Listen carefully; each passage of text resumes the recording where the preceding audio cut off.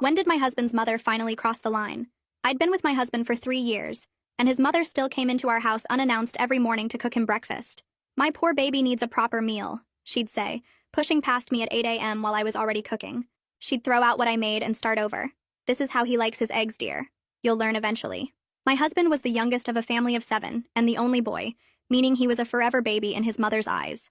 At 18, she was still ordering for him at restaurants and forcing him to open his mouth so she could check if he brushed his teeth properly.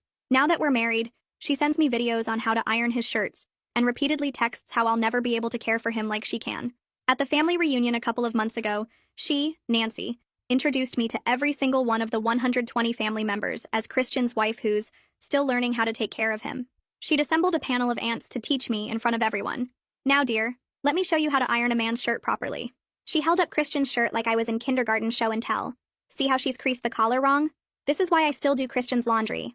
I don't do it wrong. I run a household and a company, but Christian just sat there letting her demonstrate proper folding technique to a crowd of 40 women. When I mentioned I had a system that worked, Nancy laughed. Oh, sweetie, watching YouTube videos isn't the same as real experience. I've been taking care of men for 40 years. During lunch, she announced to the table that she'd been secretly meal prepping for us. I found out she's been feeding my son frozen dinners. Can you imagine? That's why I drop off fresh meals every day. The meals she drops off go straight to the trash because I cook fresh every night. But Christian said nothing. Her sister asked about children and Nancy jumped in before I could speak. Oh, she's not ready. She can barely take care of Christian. Yesterday she didn't even know you have to separate his work shirts from his gym clothes. I had to come over and restore his entire closet. She didn't have to. She broke in while we were at work. When dessert came, Nancy started her favorite story. You should see her trying to manage their finances. Christian called me crying because she tried to create a budget in Excel. Bless her heart, she had the numbers all backwards. Now I manage their accounts so they don't end up homeless. Christian was never crying. I have an MBA.